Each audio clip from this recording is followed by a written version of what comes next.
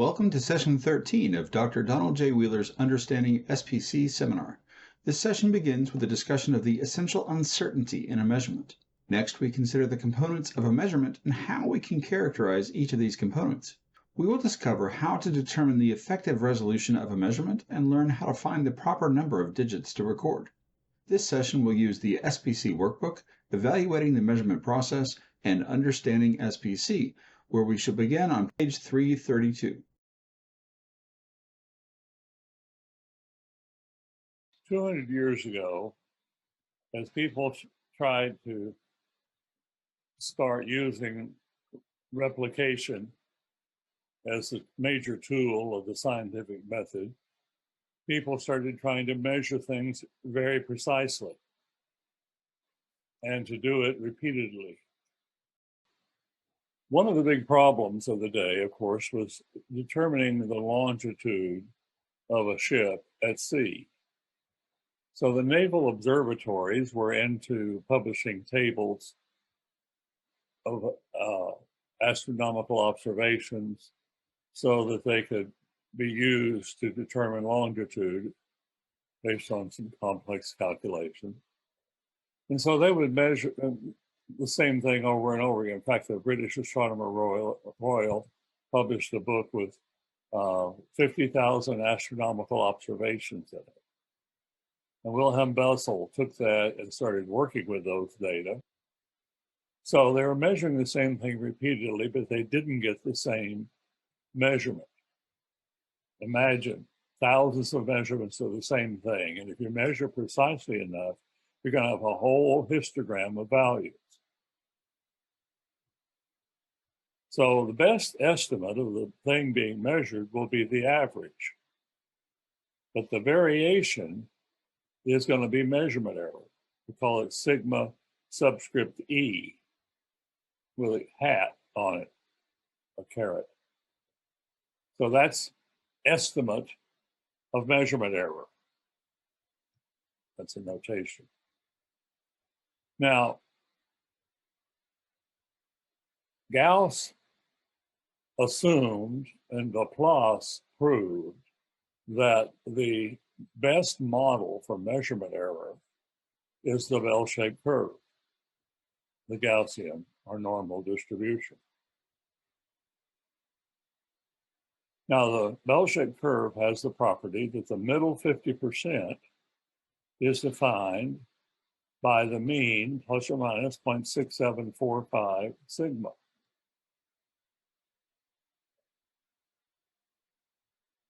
So half the time you'll be in here, and a quarter, 25% of the time you'll be down here, and 25% of the time you'll be up here. So Bessel used that idea and coined a term he called probable error.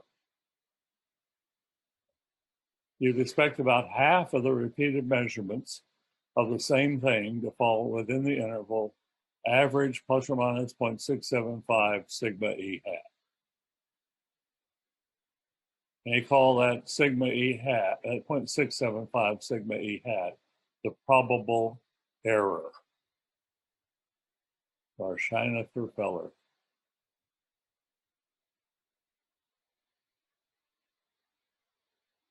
Now, in practice, we don't measure the same thing hundreds of times or thousands of times. We measure it once. We get one value. But if you put all the other together, what can you tell me about the error of that measurement? If we think about the difference between the measurement we get and the average of all possible measurements, that difference would be the error of the measurement. What can you tell me about the error of a single measurement? Half the time, it will be less than 0.675 sigma E. Half the time, it'll be greater than 0.675 sigma E. That makes 0.675 sigma E the median on, maybe it's up here, I say, median on the error of a single measurement. And it essentially places a lower bound on the resolution of a single measurement. If you're going to err by this amount or more at least half the time, this is the precision of your measurement. And this will answer the question about how many digits to record. This will give you a real answer. It's not just make-believe. We're going to use this. This number we're going to use all the way through today. So that's probable error. We're going to encounter it. We're going to learn how to estimate it. We're going to use it. So it's a very useful concept. It's been around since 1825 or so, when Bessel coined the term.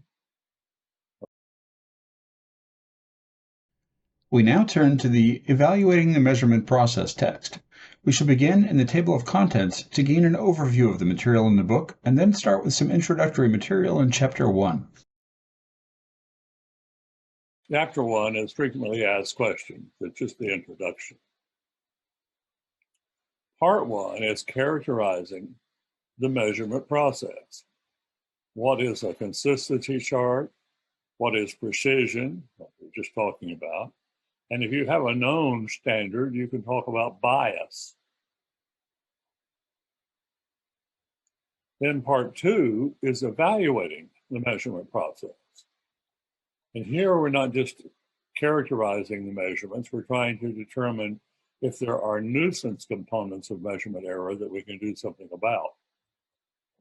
So relative utility is important here, and short EMP studies, basic EMP studies, case histories, and two-factor EMP studies. So we're going to cover all of that. Then, part 3, using imperfect data. We've talked about chunky data. This is a more complete description of the problems of chunky data. We won't have time to talk about anything else in part 3, but it's there for discussion. And then part 4, I put off all the mathematics to the last part so it didn't get in the way of the techniques. So parts 1, 2, 3 are kind of like a workbook. Part 4 is the theoretical underpinnings. How many digits should you record? The basis for manufacturing specifications, the usefulness of measurement systems, gauge R&R studies. So we're going to talk about gauge R&R studies. We're going to talk about the usefulness of measurement systems and how many digits should you record. We'll get those covered, but this is the theory behind it to justify what is done earlier. Page 6, in evaluating the measurement process. You need a notation, a structural model for thinking about your measurements. The product measurement, X, can be thought of as having two parts, the product value, P, plus the measurement error, E. Now, consistency of a measurement system has to do with the predictability of measurement process on the errors, E. Precision has to do with the variation of a consistent measurement process. Bias has to do with the mean of a consistent measurement process. If your measurement process has errors that have an average of 0, it's not bias. If your measurement system has an average other than 0, then it's got a bias to it. So the predictability of the production process is concerned with the consistency of the stream of product values, P. We have to work with the consistency of the stream of product measurements, X, in spite of the uncertainties provided by the measurement errors, E. So here are the rules on the bottom of page 6 of the Green Book. The mean of X is equal to the mean of P plus the mean of E. And the variance of X is equal to the variance of P plus the variance of E. The consistency, precision, and bias all refer to properties of the distribution of the measurement errors, E. Consistency is the predictability of the measurement system. Precision is the variation of a predictable measurement system. And bias refers to the mean of the errors introduced by a predictable measurement system. So those are the three topics covered in part one. Now, we'll need another piece of information here. There's a difference in what we're doing in this book. We're going to start where we have been with observational studies. Observational studies are studies where the data are obtained as a byproduct of some ongoing operation. Experimental studies, the data are collected under different conditions, and these different conditions were created for the express purpose of obtaining the data. We're trying to examine an idea. So, what are the differences between an observational study and an experimental study? In an observational study, you can always wait for more data. But with an experimental study, you have a fixed amount of data. With observational studies, usually we have one condition present. With an experiment, we usually have two or more conditions present because we're trying to compare them. With observational studies, there should be no signals. With an experimental study, there should be a signal. With an observational study, sequential analysis procedure is required. With an experimental study, all data are analyzed at one time. So with an observational study, we want to use a conservative analysis. With an experimental study, we're a little more traditional or even exploratory. We take a bigger risk of a false alarm to avoid missing a signal. So what are the tools? Well, the primary tool for observational studies is the process behavior chart, or I should say average and range charts and individual and moving range charts. And when they're used in an observational study, they become process behavior charts. But these same techniques may also be used with experimental studies. But of course, when we use them with an experimental study, they're not a process behavior chart. They're an analysis of the experimental data. Other techniques would be the analysis of variance and the analysis of means. So there's a whole grab bag of techniques over here, but there's a limited number of techniques for observational studies. We're going to start with observational studies. We're going to come over here and talk about experimental studies. So to give you just a little more of the flavor here, don't try to write this down. It's in the book. I'll tell you where it is later. Just sit back and read it. An observational study, which is what we've been talking about the first 3 days, we use existing data to characterize the process predictability. Is the process operating predictably or not? So we either detect assignable causes or we estimate process parameters. That is what we've been doing. And we're going to start off here in part 1 of the Green Book. Now, experimental studies are what you learn about in most stat classes, and those are structured experiments with the intent carried out with the intention to detect and estimate specific cause and effect relationships.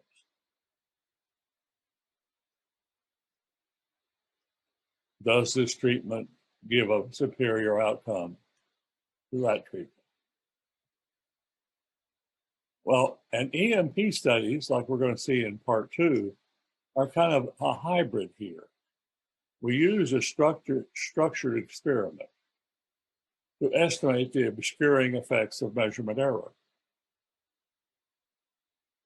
So we're not trying to find signals, we're trying to discover how much measurement error obscures.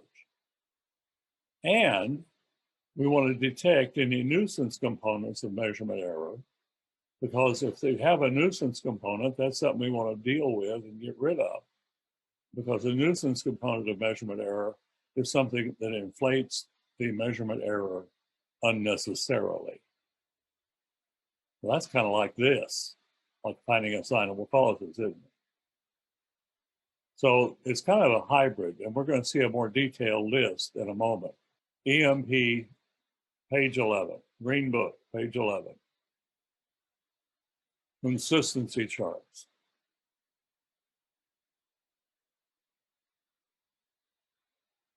It is the testing department's supervisor's responsibility to make sure the testing equipment is current and in good calibration before testing any samples. Period. End of sentence. End of paragraph. This was a company you would recognize the name of, and their interlaboratory procedure document had that statement in it. Now, what's the purpose of a statement like this? It's to identify who to blame. It's your job. Yeah, but how do you do it? Contrast that with Churchill Eisenhardt's statement written in 1963 when he worked with the Bureau of Standards. Until the measurement process has been debugged to the extent that it has attained a state of statistical control, it cannot be regarded in any logical sense as measuring anything at all. If you don't have a predictable measurement system, you really don't have a measurement. You just have a rubber ruler. Two technicians.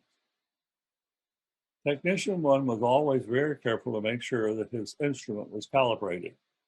Every hour, he routinely measured and recorded the value for an item which was designated as a reference standard. If the measurement he obtained did not match the accepted value for the reference standard, he would adjust the instrument to compensate for the difference between the measured value and the accepted value. Because of his hourly recalibration, he was considered to be very careful and conscientious. Sound familiar? Technician 2 on the second shift used the same instrument as Technician 1. Measured the reference standard every hour, but instead of adjusting the instrument, he put the measured values for the reference standard on a chart for individual values. Whenever his chart would indicate the adjustment was needed, he'd make an adjustment. Otherwise, he'd leave it alone. Yeah, you're right. It's operator 1 and operator 2. Here are 1,000 measurements by technician 1 and 1,000 measurements by technician 2.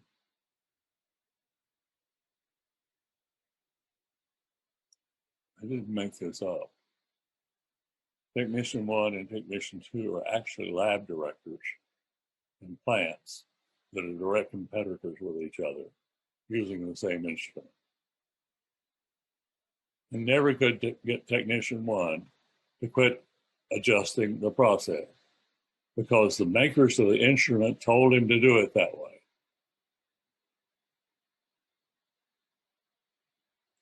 But technician 2, I walked into the lab in that plant, and before I could say hello, the technician, the lab director said, "You don't know how much work you've saved us. We used to do it the way the manufacturer told us to do it." I said, "See this instrument? Same make, same model they had in the other plant." "Yeah, I've seen that instrument before." He said, we test the standard, but we don't adjust unless we go outside the limits." As the lab quit making needless adjustments to its measurement system, suddenly the rest of the plant started running much better. If you adjust the measurement unit system every hour or every day, then the plant has 1 hour or 24 hours to catch up before they get yanked around again by a change in the measurement system.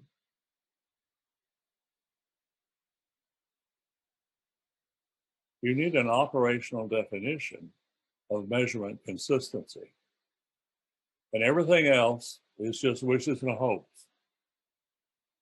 According to Dr. Deming, of course, a criterion to be studied, the operational definition has 3 parts: a criterion, a test procedure, and a decision rule. What do you want to accomplish? By what method? How will you know? So a consistent measurement system, bottom of page 13, going over to 14. A measurement procedure is consistent if and only if repeated measurements of the same item result in a sequence of values that are homogeneous, that is, consistently similar. To determine whether or not a sequence of values is homogeneous, we shall place these values on a chart for individual values and compute the limits in the usual way. Whenever one of the individual measurements falls outside the 3 sigma limits, we will say the measurement system is inconsistent.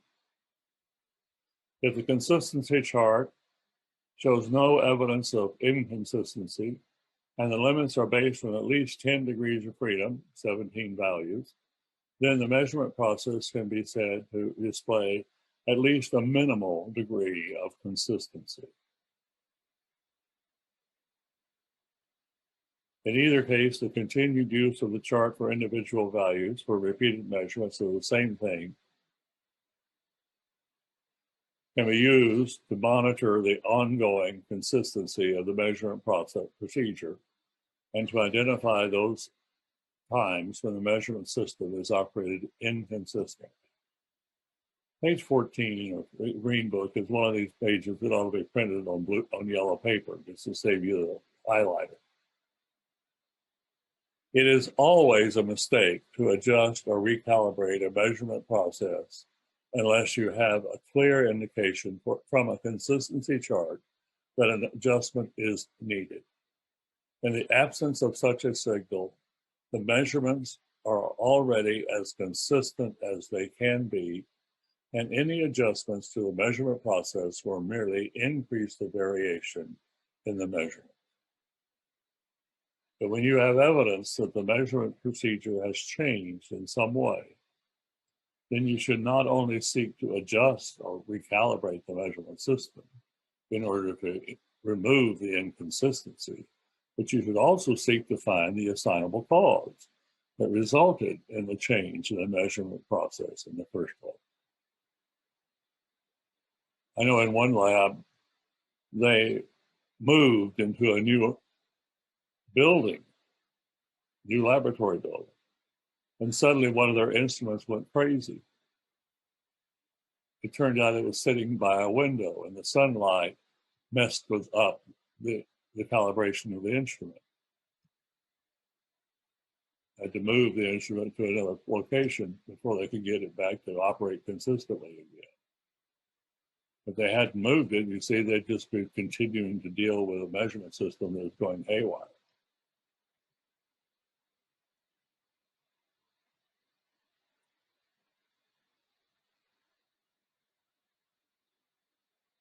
Well, let's see how this plays out.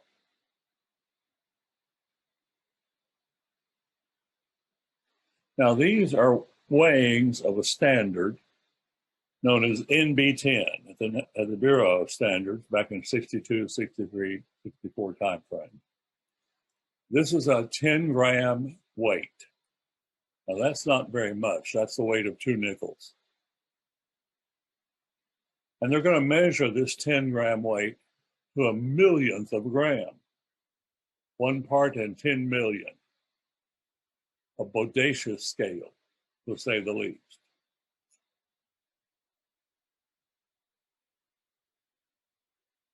Now, I dropped the 999 at the beginning of the number 9.999, literally.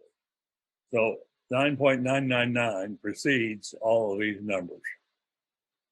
So this is the last 3 digits in a 7-digit number, according the weight of the 10-gram standard to the nearest microgram. So this is just test, retest, error. So the range chart shows you the measurement error. So sigma E here hat is R bar over D2. So that would be 3.93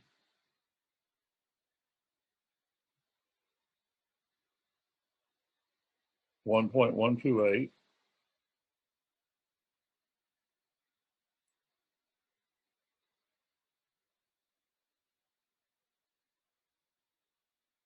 I almost do it from memory, but let's do it carefully. 3.484. And I got the wrong number, but yeah.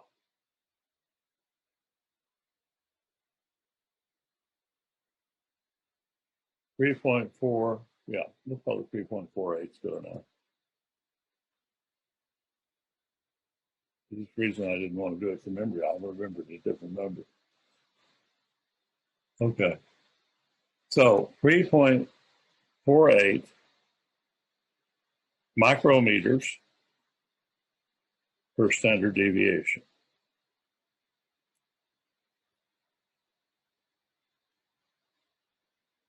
And in this case, we've got 30 data.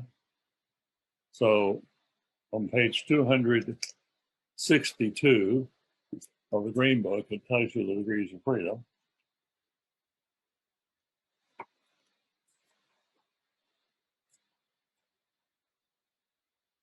The 30 data points, we've got 18 degrees of freedom here.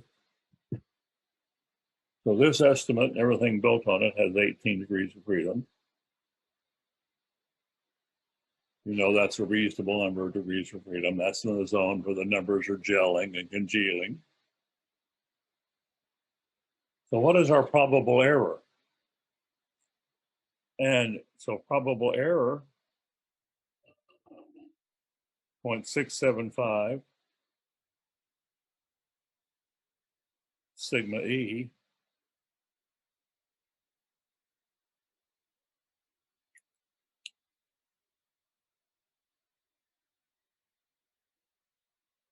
is we'll call it 2.4 micrograms. At M, not G, didn't it? It's micrograms. I wrote the wrong symbol. Mu G, microgram. So to what precision are they recording these values? To the nearest microgram.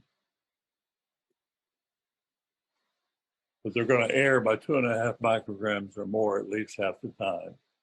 And they're going to err by 2.5 micrograms or less at least half the time. More on that in a minute. We're going to introduce a new term, bottom of page 18.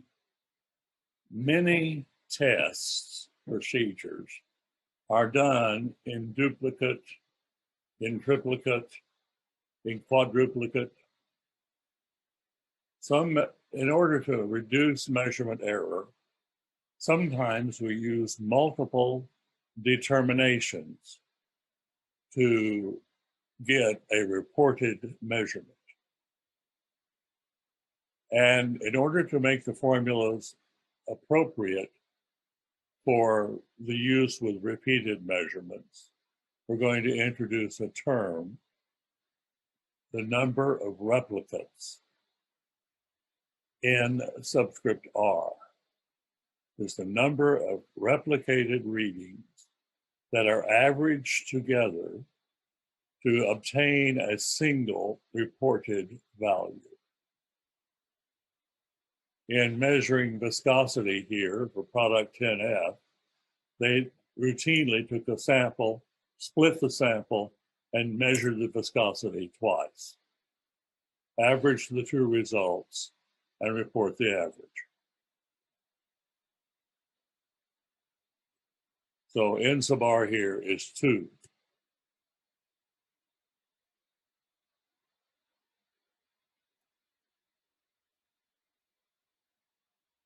You have the data for 7 batches,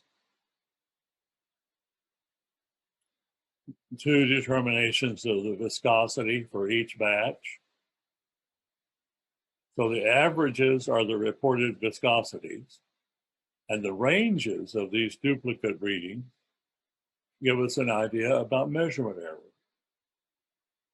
And here, the average moving range, the average range, these are real ranges, not moving ranges. The average range is 61.4. So sigma E hat is R bar over D2 times the square root of N sub R, and we have 38.5 centistokes.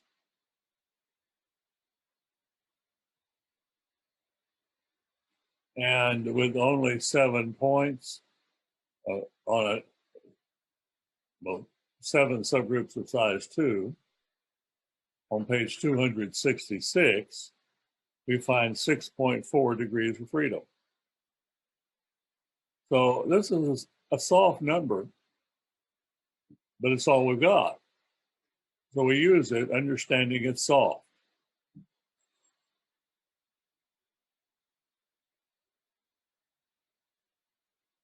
So we're going to start seeing a subscript, a square root of N sub R in our formula that used to be just R bar over D2. If you have a single determination, N sub R becomes 1, and this disappears.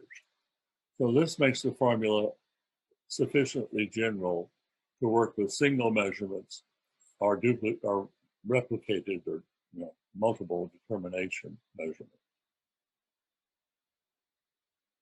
So that's going to crop up as we go on through the examples. Rubber rulers. They were measuring the insert for a steering wheel. This is a piece of wire welded into a circle. It's a steel ring that is the insert for the steering wheel. And they wanted to measure how consistently they were making these steel rings. So they had this device, a backlit plate. You put the steering wheel insert down on the plate or locating pins, and you push the button, and the camera takes a live video of the part, and the computer starts counting the pixels inside the image, gets the effective area, and spits out the effective diameter. High-tech, gee-whiz, sophisticated measurement system. Put down hunk of steel, push button, get number. Wow. How good is it? Richard Leidy decided to find out. So he took one insert and repeatedly measured it over the course of an hour. And this is what he got for that single piece of steel. That insert grew 1/4 of an inch in the course of an hour in diameter. Steel is famous for that. What we have here is an electronic, gee-whiz, sexy rubber ruler. The drift that you see in this time series, this is a chart for individual values and moving range. The trend is the instrument heating up. As the camera gets hotter, the pixels get smaller, And so the computer saw more pixels. So that's an instrument drift that is not being compensated for in the instrument.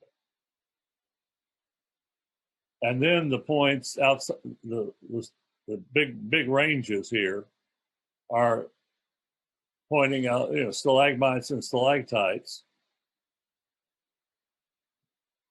You push the button, the computer is trying to count the pixels, and the 800-ton press closes and the whole building shakes. And you get a screwy reading. So the stalagmites and stalactites are a problem with the way the instrument is installed. So what they have, you could measure the diameter of these steel rings with a yardstick with greater precision than you're getting out of this rubber ruler.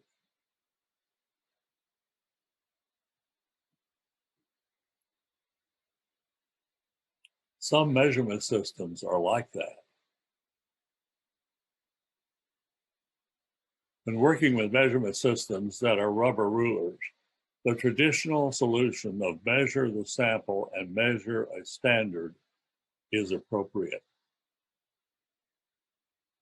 Operator one is not always wrong.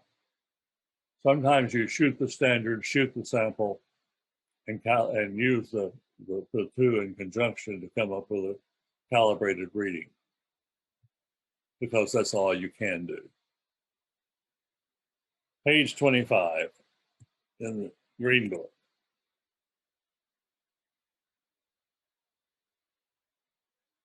This is what we saw in this earlier this morning. So repeated measurements for the same thing. The average is the best guess, and the variation is a measure of measurement error.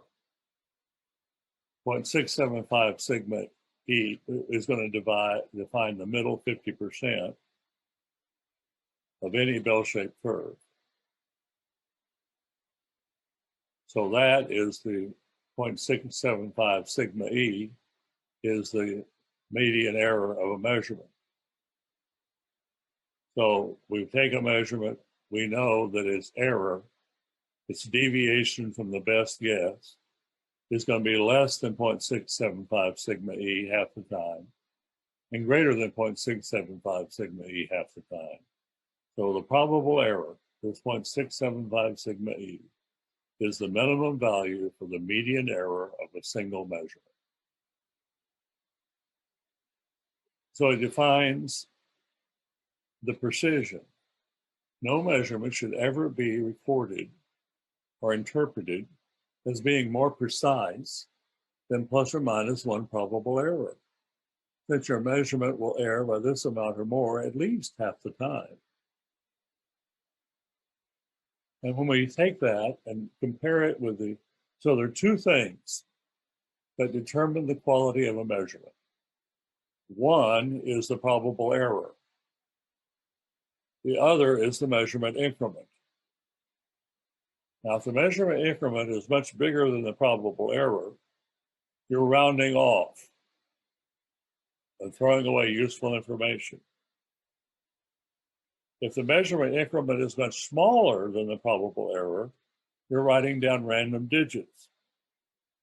And you think the data are better than they really are. So what we really want is for the measurement increment and the probable error to be in the same order of magnitude as each other. Now, our estimate of probable error is maybe have only a few degrees of freedom. It might be kind of soft. So I'm going to have to allow you a latitude around this. But in general, we want, well, there's a picture on the back of the Green Book that comes out of chapter 13 that kind of defines what we want. But it's summarized here on page 27. The smallest effective measurement increment will be the probable error divided by 5.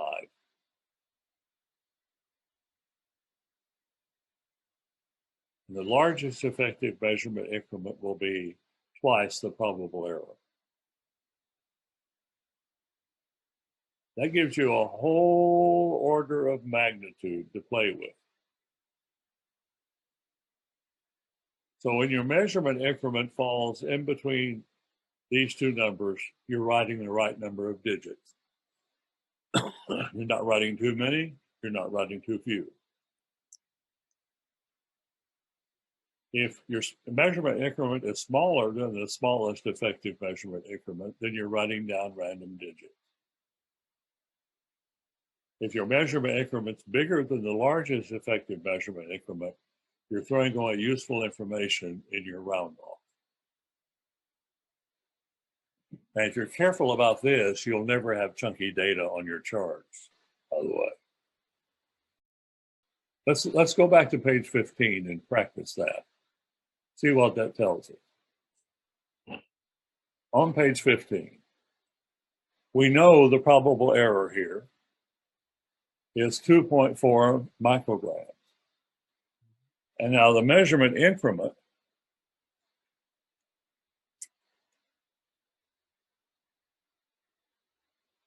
is 1 microgram.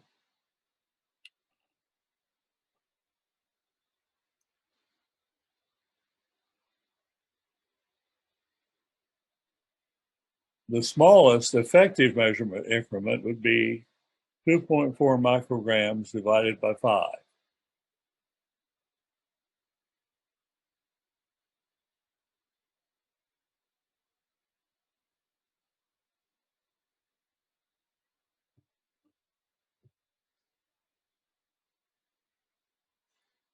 Smallest measurement increment, 2.4 micrograms over 5.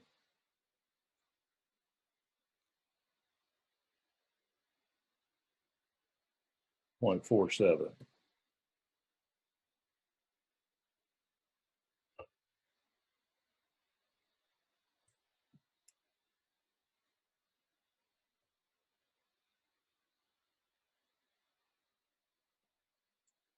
So, can they record these data to the nearest tenth of a microgram? If they did, they'd just be writing down random digits. So it means what I understood, we require the least value for 0.47 minimum, right? This is not a good. The median error of one of these measurements is 2.5 micrograms. And we got 18 degrees of freedom in that estimate. So it's a reasonable estimate, reasonably solid. Yeah. So they're going to err by they're going to record it to the nearest microgram. But they're going to err by more than 2 micrograms at least half the time. And they're going to err by less than 2 micrograms half the time. So the last digit is soft, but it isn't useless. It does contain useful information. Could they round these things off to the nearest 10 micrograms? What's our largest effective resolution here? 4.7. So rounding these off to the nearest 5 or to the nearest 10, you're going to be throwing away useful information in the round off. That's too few digits. Trying to record one more digit is too many. Trying to record one less is too few. They're writing down the right number of digits here for this measurement with this instrument. This is a bodacious scale. It'll measure a 10-gram weight to 1 part in 10 million. Wow. But this is the Bureau of Standards after all.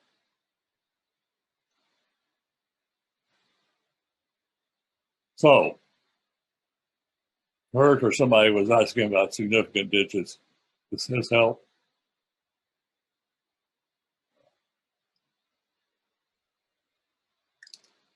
Once you have probable error, or sigma E, you know how many digits you need to be writing down, or you can figure it out.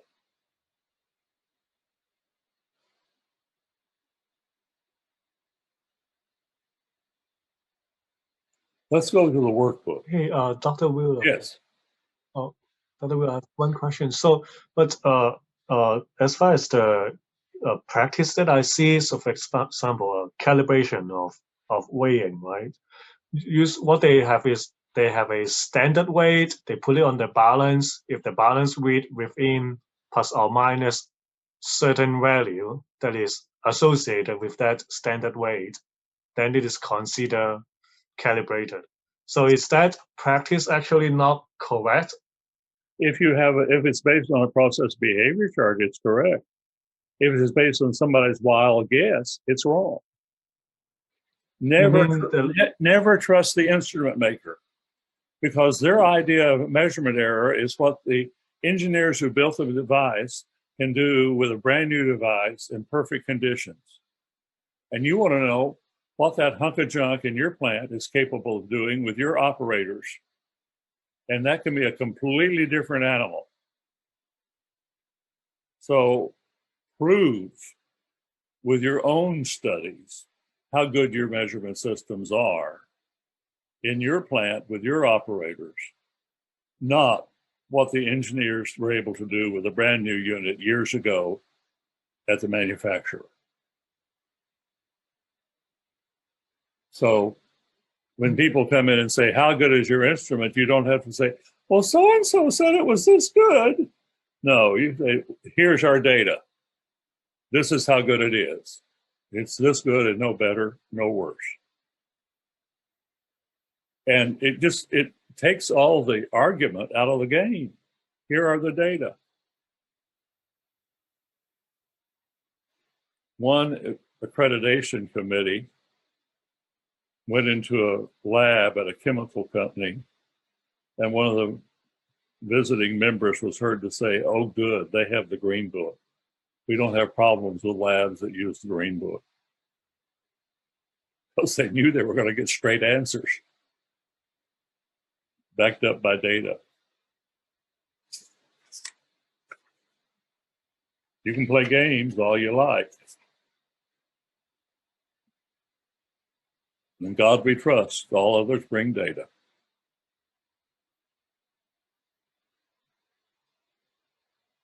Let's go to the workbook, page 57.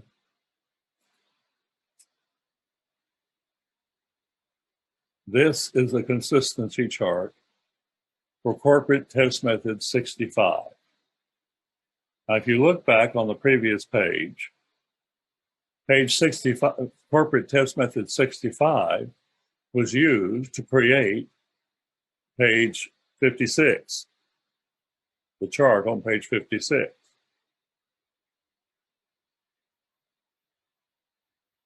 And those values were around 50.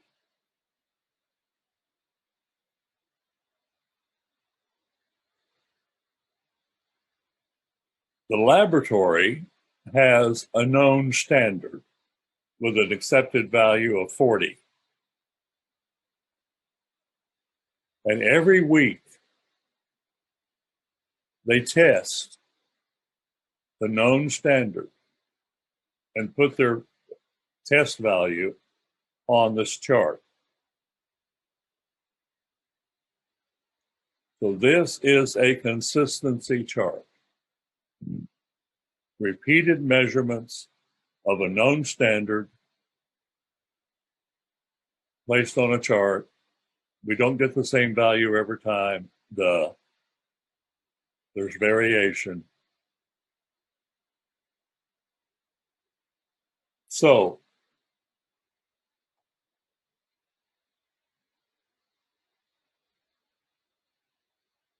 sigma E, I don't want you to write this down, you're going to need it later. Sigma E would be R bar 2.15 over 1.128. Since this is a single determination, the square root of n sub r is 1, so it disappeared. And so sigma E is 1.906, and with 20 data here, or however many we have 15 degrees of freedom in that estimate. That would be page 262. We got 25. Got 25 data, 25 weeks. So page 262, we've got 15 degrees of freedom in our sigma E. So what is our probable error?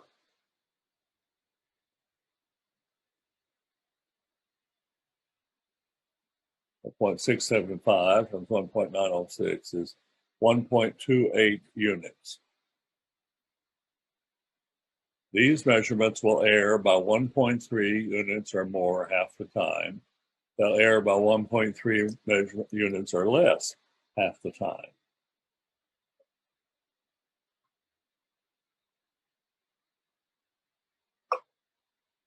So half the time, they're going to be more than 1.3 units off.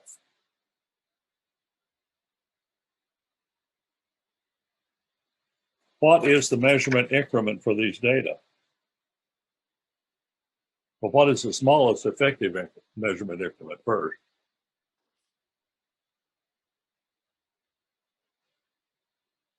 Well, 0.2 times our 1.28 is a quarter of a unit, basically.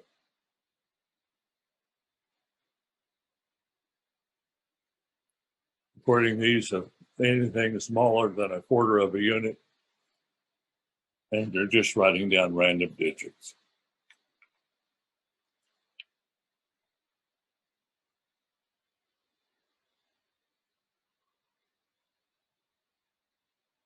What is the measurement increment? Look up at the data carefully. Like a tenth. The tenth. Measurement increment used here is a tenth of a unit. So 1.28 divided by a tenth is 12.8.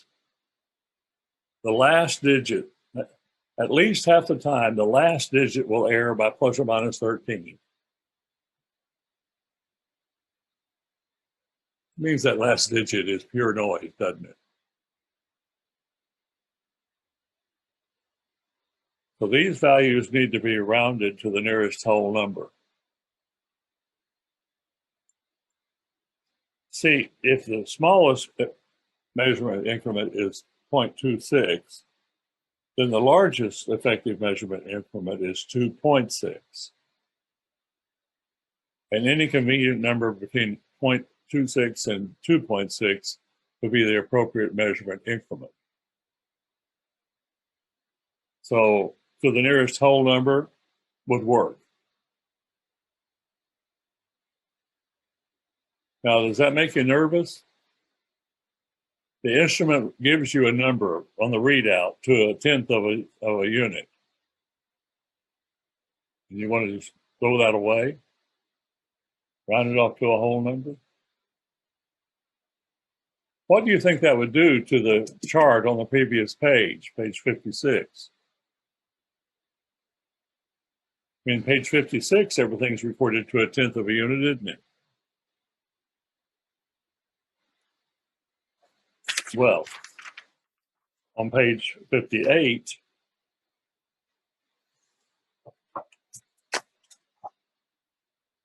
you have the data from page 56 rounded to the nearest whole number.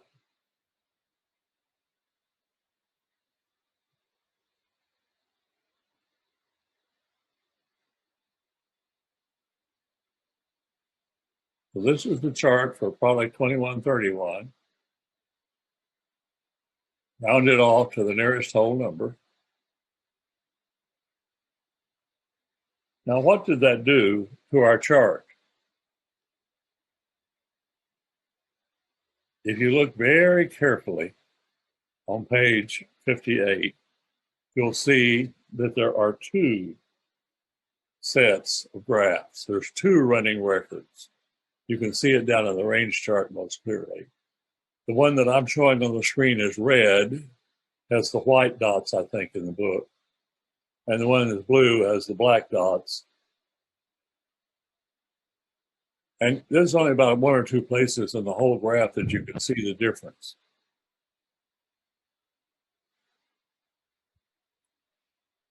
So what's the difference?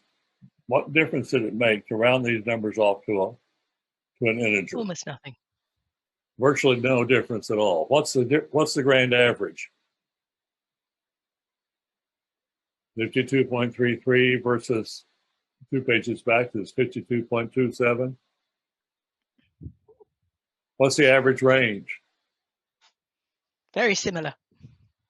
7.85 versus 7.8 something, I think. No practical difference because all you were doing is throwing away random digits. I find measurement systems that have two places of pure noise. And sometimes they're one or two places shy of where they ought to be, according too many and too few digits. And see, this isn't guesswork. It's not my opinion. This is what the data are telling me from the consistency chart as to how good these measurements are in an absolute sense. Now, admittedly, page 57 has a central line near 40. Again, the standard has an accepted value of 40. So the central line near 40 is good news. It says you don't have any real bias. So, and this is around 50, but that's in the same ballpark. As long as you're in the same order of magnitude, you have the same precision, certainly. So you can round these numbers off. In practice, there are no true values. In our equation, x equals p plus e, the value for p is always unknown. Even with a master measurement system, we only obtain a value for x. So in an absolute sense, the question of bias is unanswerable. We can only compare one measurement system relative to another. In 1940, the Bureau of Standards obtained a 10-gram nickel-chrome standard designated as NB10.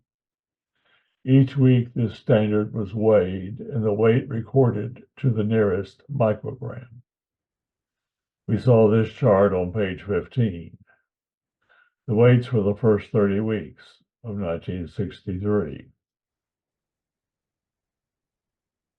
A consistency chart for these 30 measurements shows a consistent set of measurements for this standard with an average of 9.999598 grams and a probable error of 2.4 micrograms. We did these calculations earlier. The average of 9.999598 grams is 402 micrograms shy of a full 10 grams. Since the accepted value for this standard is 10 grams, we could say the scales are biased by 402 micrograms. But any such scale that measures a 10-gram weight to 1 part in 10 million, and which gives values that are good to within 1 part in 5 million, is an awesome scale. If this scale is the master measurement method, how do we know that NB10 is really a full 10 grams? We would need another measurement method to figure this one out, etc. ad infinitum.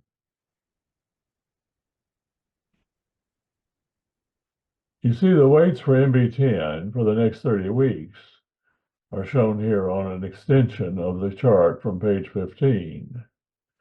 Something went wrong in week 36.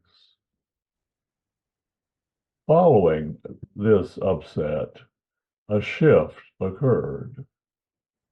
NB10 weighed an average of 3.9 micrograms less following week 36. The run in weeks 51 to 58 confirmed this shift. So is the bias now 406 micrograms shy?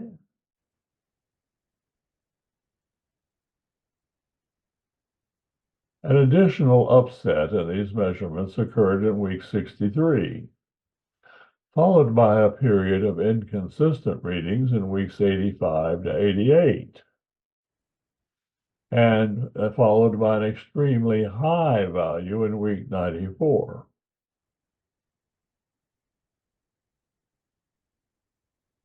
These are the same people measuring the same standard on the same scale.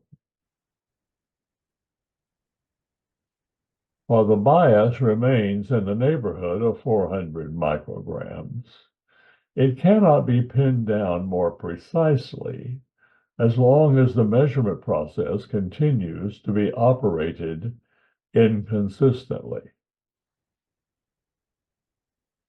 Without consistency, bias is not well defined.